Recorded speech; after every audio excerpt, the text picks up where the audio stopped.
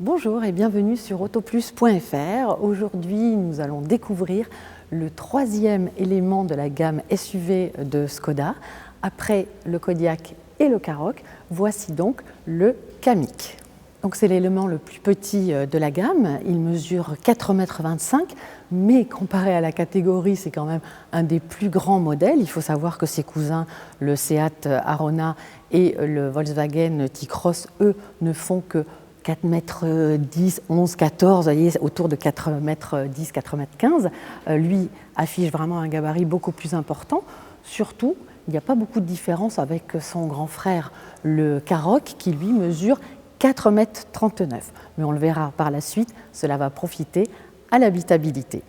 Ce qui le différencie de ses grands frères, en fait, c'est ici sur la face avant, avec une calandre qui est légèrement dessinée différemment, avec ici un petit coin en plus. On avait déjà vu ça sur la Scala. Et puis surtout sur sa signature lumineuse, puisque là, elle est vraiment à 2 étages, avec ici ces 4 petits modules qui sont assez particuliers pour les feux de jour.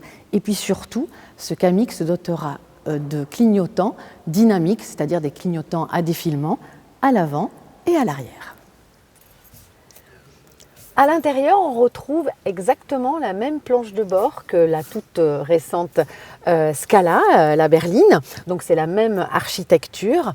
On a le Digital Cockpit de 10,5 pouces, c'est-à-dire 26 cm environ.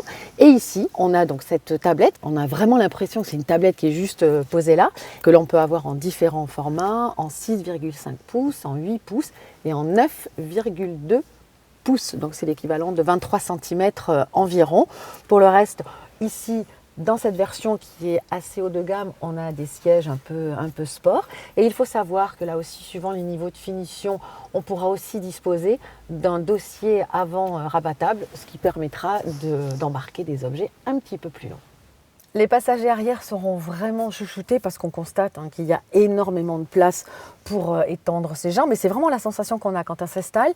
On a vraiment une impression d'espace à l'arrière de ce Kamiq. Et là, c'est d'autant plus accentué parce qu'il y a un toit panoramique sur toute la longueur du toit. Donc, on a vraiment une vue sur le ciel, mais vraiment, on ne se sent pas du tout engoncé.